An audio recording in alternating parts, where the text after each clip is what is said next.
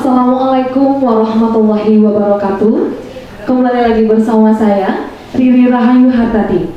Baik, pemirsa dimanapun Anda berada, pada kesempatan kali ini kita akan mengadakan talk show dengan tema Persiapan Pendataan Keluarga 2021 serta 5 inovasi DPPKB Kabupaten Padang Pariaman dalam mewujudkan keluarga yang berkualitas dan sejahtera. Baik, di sini pendataan keluarga merupakan suatu proses pengumpulan data dilakukan di tingkatan wilayah dan termasuk anggota keluarga. Sebelum kita masuk lebih dalam membahas tentang pendataan keluarga ini, telah hadir di sebelah saya Kadis DPPKB Kabupaten Padang Pariaman, Bapak Dr. Haji Aspinudin. Selamat pagi Bapak. Selamat pagi. Sapa dulu pemirsa kita Bapak. Assalamualaikum warahmatullahi wabarakatuh. Baik, Bapak Aspinudin ini dulunya pernah menjabat sebagai Kadis Kesehatan dan Direktur RSUD Kabupaten Padang Pariaman. Nah, baik, kita langsung saja untuk masuk ke pertanyaan talkshow kita pada hari ini. Di sini kita membahas tentang pendataan keluarga, Bapak. Nah, yang ingin ditanyakan, apa itu pendataan keluarga dan kenapa perlu dilakukan pendataan keluarga ini? Baik, terima kasih. Pendataan keluarga ini nanti akan kita mulai sejak 1 April sampai 31 Mei, di mana nanti kita akan melibatkan seluruh kader. Jadi kader kita nanti akan turun sebanyak 552 orang kader, ditambah dengan 103 supervisor. Jadi satu negara itu ada satu supervisor. Jadi dengan tim yang cukup banyak, kita akan turun door to door ke setiap rumah untuk melakukan pendataan berbasis keluarga. Selama ini data-data yang ada itu adalah datanya individu. Jarang sekali kita temukan data berbasis keluarga. Karena itu dengan pendataan keluarga ini, di mana nanti ada 4 aspek yang akan data. Yang pertama adalah data kependudukan, kemudian keluarga berencana, pembangunan keluarga, dan juga anggota keluarga secara individu. Nah, jadi dengan terkumpulnya data ini nanti, kita akan membuat konsep bagaimana kita merencanakan untuk memajukan Padang ke depan. Nah, itulah kira-kira konsep kenapa pendataan keluarga itu sangat penting. Baik, nah untuk selanjutnya tentu di sini dalam pendataan keluarga tentu ada tujuannya begitu ya Pak ya. Apa tujuan dari pendataan keluarga ini Pak? Jadi ya, kita berharap nanti kalau data pendataan ini sudah selesai, data yang kita kumpulkan tadi itulah data yang valid kan? Karena berdasarkan by name by address. Nah, data ini nanti kita pergunakan untuk melakukan intervensi bagaimana kita membenahi permasalahan-permasalahan yang ada di Padang Pariaman dalam program Bangga Kencana, pembangunan keluarga, kependudukan dan keluarga berencana. Kemudian khusus untuk tahun 2021 ini, selain 3 aspek dan 4 aspek dengan individu, kita juga melakukan pendataan kemungkinan atau upaya mencegah terjadinya stunting di Padang Pariaman. Karena Padang Pariaman kita ketahui menjadi lokus stunting, salah satu kabupaten menjadi lokus stunting. Karena itu dalam pendataan keluarga itu juga ditambah permodernya dalam pendataan faktor risiko. Nah, jadi dengan turunnya tim kita ke rumah-rumah nanti cakupan kemungkinan terjadinya kasus stunting di Padang Pariaman bisa kita prediksi. Itulah kira-kira kenapa pendataan keluarga ini memang harus kita dukung bersama-sama, karena selain dipergunakan oleh Dinas Pemberdayaan Penduduk dan Keluarga Berencana, data ini juga bisa digunakan oleh institusi lain atau secara keseluruhan oleh pemerintah daerah. Nah, bagaimana nanti data ini betul-betul bisa bermanfaat sehingga konsep-konsep perencanaan untuk memajukan Padang Pariaman bisa kita capai. Untuk pertanyaan selanjutnya Bapak, apa strategi yang dilakukan DPPKB dalam proses pendataan keluarga? Apakah dalam proses pendataan melibatkan BPS atau ada timnya, ataukah hanya DPPKB saja begitu Pak? Baik, jadi karena kita melakukan pengambilan data primer, makanya kita turun langsung ya. Kita semua turun bagaimana tim ini terdiri dari ada manajer pengelola namanya, ada manajer data, ada tim supervisor dan 103 seperti saya sampaikan tadi, kemudian juga melibatkan 550 kader. Jadi satu kader itu nanti bertanggung jawab untuk melakukan pendataan 200 kakak. Jumlah kakak di Penampungan ini ada sebanyak 111.000 lebih.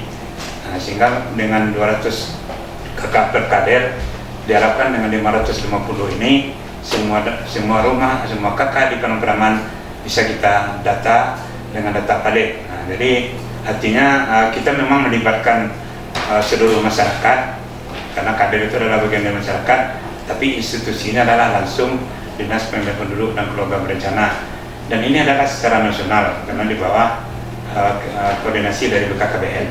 Jadi mulai 1 April kemudian sampai 31 Mei nanti akan dilakukan serentak seluruh Indonesia. Nah, jadi kita nanti akan mulai dengan pencanangan di rumahnya Pak Bupati di Kampung Uci. Nah, jadi pencanangan di situ, nah, dengan pencanangan ini otomatis seluruh masyarakat akan tahu bahwa per 1 April itu akan mulai melakukan pendataan keluarga. Nah, kemudian kita juga sudah mulai melakukan sosialisasi terhadap masyarakat, kemudian juga melakukan bintek terhadap 103 supervisor dan 550 kader itu. Jadi kader kita ini selain kita latih untuk melakukan pendataan, mereka juga ikut melakukan sosialisasi. Nah, kemudian juga sudah kita pikirkan edaran dari Bapak Bupati terhadap seluruh camat dan wali negari, sehingga camat dan wali negari sudah tahu bahwa 1 April sampai 31 Mei akan dimulai melakukan pendataan keluarga, dan semua camat dan wali negari juga membuat komitmen juga untuk bersama-sama mendukung kegiatan ini. Jadi itulah beberapa strategi dan mudah-mudahan kita bisa melaksanakan pendataan keluarga ini dengan sukses di Padang Pariaman, karena ini adalah juga untuk kepentingan masyarakat Padang Pariaman itu sendiri. Baik, Bapak, untuk selanjutnya nih Bapak, untuk DPPKB ini ada memiliki 5 inovasi ya Pak ya untuk mewujudkan keluarga yang berkualitas dan sejahtera. Salah satunya itu cakau. Dan apakah hanya itu saja Bapak yang dari 5 atau bisa dijelaskan Bapak, dan apa keunggulan masing-masingnya gitu Bapak? Baik, jadi Dinas Pemilihan Penduduk dan Program Rencana itu tugasnya adalah membantu Bupati dalam pengendalian penduduk keluarga berencana untuk menjadi keluarga sejahtera, keluarga berkualitas, dan keluarga yang bahagia. Jadi banyak hal yang harus kita lakukan, karena untuk mencapai itu kita harus menyiapkan betul-betul bagaimana masyarakat Padang Pariaman menjadi sejahtera, menjadi berkualitas. Bagaimana kita menyiapkan keluarga berkualitas itu? Nah, makanya banyak hal yang harus kita lakukan. Keluarga berkualitas itu pertama kita menyiapkan jargonnya dulu. Jargonnya adalah berencana itu keren. Jadi kalau dulu jargonnya kan 2 anak cukup. Nah, sekarang bukan lagi 2 anak cukup, tapi berencana itu keren. Bagaimana berencana itu keren? Untuk menyiapkan keluarga yang berkualitas. Bagaimana keluarga berkualitas bisa terjadi kalau misalnya kita tidak siapkan, misalnya kemampuan ekonomi kita tidak mampu untuk mempunyai anak 3, 4. Nah, kemudian kita bikin dalam masa perkawinan sampai punya anak 5 atau 6. Jelas nanti anak yang akan lahir adalah anak-anak yang tidak berkualitas. Nah, karena itu kita akan menyiapkan dari dini bagaimana menyiapkan keluarga berkualitas itu. Mulai dari bagaimana keluarga itu menyiapkan perencanaan selama perkawinan, mereka sebaiknya punya anak berapa, nah, seperti itu kan. Misalnya kalau misalnya kemampuan keuangan atau kemampuan ekonominya tidak memadai, mungkin mereka bilang kami punya anak 2 aja lah, nah, seperti itu kan. Nah, kemudian juga kita ingatkan juga bagaimana menyiapkan keluarga berkualitas, bagaimana supaya dalam kehamilan itu tetap sehat. Nah, waktu periode hamil itu yang terbaik itu dari sisi kesehatan itu adalah umur 25 sampai umur 35. Nah, jadi kita mulai dari situ dulu. Pertama kita tunda dulu pernikahan sampai usia yang matang. Berapa usia matang itu? Usia matang untuk perempuan itu adalah 21 tahun. Nah, untuk laki-laki 25 tahun. Nah, kenapa 21 tahun? Karena secara psikologis dan secara biologis perempuan itu matang pada usia 21. Apabila usianya kurang dari 21, itulah risiko-risiko nanti menyebabkan kematian ibu, kematian bayi. Nah, sehingga dengan upaya kita menyiapkan keluarga berkualitas, kita siapkan dulu dengan merencanakan keluarga, merencanakan keuangan, merencanakan remaja untuk memasuki jenjang pernikahan. Nah, itu makanya nanti ada 5 program inovasi ini nanti untuk mengupayakan mencapai target kita menjadikan Parampreman dengan keluarga-keluarga yang berkualitas. Baik Bapak, untuk inovasi tadi cakau, ada sergap kakap, ada yang lainnya lagi ya Bapak ya. Keunggulan-keunggulannya itu loh Bapak yang dari inovasi-inovasi tersebut Bapak. Dan mohon juga dijelaskan apa 5 inovasinya gitu Bapak. Jadi upaya kita dalam menyiapkan keluarga berkualitas itu, maka kita rancanglah 5 program inovasi. Pertama inovasi itu adalah cakau namanya. Cakau ini adalah singkatan, di mana C itu adalah cari aseptor, A itu adalah alat kontrasepsi tersedia, kemudian K itu kualitas ditingkatkan, kemudian A itu atasi komplikasi, dan U adalah unmet need namanya, yang harus kita tingkatkan. Nah, jadi tim cakau adalah akan turun nanti. Tim cakau ini kita siapkan dengan satu tim, ada kendaraannya, mobil pelayanan namanya, dimana nanti mobil pelayanan akan turun ke negari-negari untuk mengejar masyarakat kita sebetulnya ingin ber-KB tetapi tidak terjangkau. Nah, sehingga sekali turun itu tim cakau itu bisa mendapatkan aseptor sampai 25 sampai 30 aseptor. Nah, tim ini akan turun 2 kali seminggu. Nah, ini adalah upaya kita, karena banyak masyarakat itu sebetulnya mereka ingin ikut KB ya, tapi kadang-kadang mereka tidak dapat informasi ya, sehingga dengan turunnya tim cakau ini ke negari-negari, nah, makanya kita berharap masyarakat yang kita sebut sebagai unmet ini bisa kita jangkau dan ikut ber-KB ya, seperti itu. Kemudian yang kedua adalah kopi darat. Nah, kopi darat adalah aplikasi. Nah, kopi darat itu singkatannya dari komprehensif online penyajian data akurat.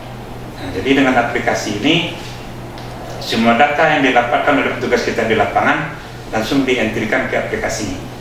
Nah, kemudian selain untuk internal kami dalam institusi DPPKB, kita di Kopi Darat juga punya 3 fitur, di mana 3 fitur itu adalah, yang pertama adalah untuk masyarakat yang apabila setelah melakukan pemasangan kontrasepsi kemudian ada komplikasi, nah, mereka bisa masuk ke aplikasi dengan syarat harus memasukkan nomor NIK. Nah, sehingga kalau tidak masukkan nomor NIK tidak masuk ke aplikasi, sehingga kita bisa jelas di mana lokasi yang bersangkutan. Nah, kemudian fitur yang kedua adalah keinginan masyarakat yang ingin ber-KB tadi. Nah, sehingga mereka ingin ber-KB tapi mereka tidak tahu kemana. Nah, jadi dengan masuk ke aplikasi, nah, mereka juga bisa menghubungi kami, Pak, kami suatu ingin ber-KB, nah, KB apa yang cocok untuk kami. Nah, seperti itu kan. Nah, kemudian yang ketiga adalah fitur untuk remaja. Banyak sekali remaja-remaja kita yang ingin tahu berbagai permasalahan remaja, apakah masalah reproduksi, masalah kenakalan remaja, masalah HIV, masalah remaja lainnya. Nah, selama ini mereka mencari di Android. Nah, terkadang inilah resiko kita memakai IT kan. Begitu remaja kita membuka Android, mereka ingin membuka misalnya tentang reproduksi, yang keluar justru gambar-gambar dewasa gitu kan. Nah, makanya dengan aplikasi ini mereka akan mendapatkan penjelasan yang lebih akademis, sehingga misalnya ada yang bertanya, Pak, kalau kita melakukan onani itu apa mau bisa kirim tulang lutut Pak? Nah, itu kan, nah itu pertanyaan-pertanyaan selama ini selalu menjadi rancu di remaja kita. Nah, kemudian mereka bertanya ke teman sebayanya. Nah, sehingga mereka mendapatkan informasi yang tidak jelas. Nah, sekarang kita lihat kalau kita buka aplikasi ini banyak sekali pertanyaan remaja tentang LGBT, tentang HIV, tentang narkoba. Sehingga dengan adanya aplikasi ini kita bisa melakukan komunikasi sehingga remaja-remaja itu bisa terpapar dengan hal-hal yang positif. Nah, ini Jadi kami juga menyiapkan brosur. Ini nama brosur kopi darat ini kita sebarkan ke masyarakat. Nah, kemudian di belakangnya ada cara bagaimana masuk ke websitenya. Nah, sehingga dengan tersosialisasinya aplikasi kopi darat ini, masyarakat mudah sekali melakukan komunikasi dengan kami. Nah, kemudian yang ketiga adalah bere-bere. Bere-bere adalah bengkel remaja bereputasi. Jadi kami setiap tahun melakukan penilaian duta genre namanya. Duta genre itu adalah seleksi bagaimana kita dari kelompok-kelompok PIKR namanya, Pusat Informasi Konseling Remaja, kita ambil, kita seleksi siapa kelompok-kelompok ini yang betul-betul bagus, sehingga dalam yang grand final duta genre nanti akan kita munculkan remaja-remaja yang berprestasi dari apa gunanya nanti remaja-remaja ini kita jadikan duta genre untuk melakukan sosialisasi bagaimana menyiapkan remaja-remaja yang berkualitas yang tidak terpapar dengan perilaku negatif. Nah, kita bikinkanlah semacam sekretariat, itu kita namakan dengan bengkel genre dari duta genre kita hampir 100-an, karena setiap tahun ada sekitar 30-an. Nah, kemudian 100-an duta genre ini kita bikin sekretariat. Mereka merancang kapan mereka turun ke sekolah, kapan mereka akan turun ke negari-negari, kapan mereka membuat event-event, apakah itu kesenian, olahraga, sehingga semuanya akan mengajak remaja-remaja untuk berperilaku positif. Kenapa kita harus siapkan remaja dari sekarang untuk mengejar bonus demografi nantinya? Pada waktu perang-perang mencapai bonus demografi diperkirakan 2035, itu jumlah usia produktif itu 70% dibandingkan produktif. Artinya nanti yang akan mengisi usia produktif itu adalah remaja-remaja tahun ini. Kalau kita tidak siapkan dari sekarang, tentu mereka akan menjadi beban untuk negara nanti. Makanya yang kita siapkan remaja-remaja itu berperilaku positif, diberikan informasi bagaimana mencapai jenjang karir, bagaimana menyiapkan jenjang pendidikan, sehingga pada waktu mereka mencapai usia produktif, pada waktu bonus demografi, kita sudah punya kelompok-kelompok yang betul-betul sudah matang dalam menghadapi kerasnya kehidupan nanti. Makanya inilah tanggung jawab dari Dinas Penanggulangan Penduduk dan Program Bencana. Sehingga dengan bere-bere ini kita insya Allah akan berupaya semua remaja di pedalaman adalah menjadi remaja berkualitas, tidak terlibat kriminal, tidak terlibat begal, tidak terlibat narkoba, tidak terlibat minuman keras, tidak terlibat seks pranikah. Itulah mimpi kami dengan bere-bere ini. Mudah-mudahan dengan inovasi ini target kita menyiapkan keluarga yang berkualitas, keluarga yang sejahtera ini bisa kita capai. Nah, kemudian yang selanjutnya adalah Papa Paten Bana. Papa Paten Bana itu adalah padang pedoman pasangan pengantin berencana. Nah, jadi kita bikin MOU dengan Kemenak. Jadi kita bikin MOU sehingga semua kuah di pedalaman tidak boleh menikahkan pasangan pengantin sebelum ada intervensi dari Dinas Penanggulangan Penduduk dan Keluarga Berencana. Nah, misalnya minggu ini ada 7 pasang pengantin di Sungai Sari misalnya kan. Nah, kemudian dikumpulkan oleh petugas kuah di balai nikah. Nah, di situ kami turun, kami sampaikanlah kepada pasang pengantin ini, calon pasang pengantin ini, bahwa dalam berkeluarga nanti mereka harus punya perencanaan selama perkawinan ini, mereka punya anak sebaiknya berapa gitu kan. Kemudian kita sampaikan juga bagaimana merencanakan keuangan keluarga. Coba bayangkan kalau mereka sudah nikah, kemudian tidak jelas, kemudian nanti bisa terjadilah perceraian. Nah, kami sampaikan nih bagaimana cara merencanakan keuangan, bagaimana menyiapkan kita harus sebaiknya punya anak berapa selama perkawinan, kemudian bagaimana cara menunda kehamilan. Nah, kemudian nanti termasuk bagaimana menyiapkan apabila nanti dalam kehamilan dan lahir anaknya tidak menjadi anak-anak stunting. Nah, ini juga tugas kami di Dinas Penanggulangan Penduduk dan Keluarga Berencana, karena Kepala BKKBN itu Pak Hasto Wardoyo itu ditunjuk oleh Presiden sebagai Ketua Pelaksana Nasional Penurunan Kasus Stunting. Jadi bukan Kementerian Kesehatan lagi, tapi adalah Kepala BKKBN. Otomatis turunannya kita di Dinas Penanggulangan Penduduk dan Keluarga Berencana nanti juga akan mengupayakan mana kasus stunting di pedalaman juga bisa kita turunkan. Nah, kita sebetulnya secara kabupaten kita sebetulnya tidak masuk lokus stunting karena jumlah kasus stunting kita 15,5%. Cuma ada 9 kecamatan yang kasus stuntingnya lebih dari 20%. Karena itu kita termasuk lokus stunting untuk Sumatera Barat. Nah, makanya tugas kita nanti tentunya bersama jajaran lain dengan Dinas Kesehatan dan Dinas lain memeroyok bagaimana nanti kasus stunting bisa kita turunkan sesuai dengan target nasional menjadi 14%. Nah, kasus stunting ini adalah kalau tidak kita upayakan tentunya akan merugikan Padang Pariaman nantinya, karena anak-anak stunting akan menjadi beban keluarga dan otomatis jadi beban pemerintah. Nah, ini masyarakat kadang-kadang belum paham tentang stunting. Stunting itu untuk memudahkan definisi, stunting itu dipastikan pendek, ya kan? Tapi pendek belum tentu stunting. Nah, itu. Karena stunting itu adalah gangguan pertumbuhan tubuh, gangguan tumbuh kembang tubuh, dan juga gangguan perkembangan otak.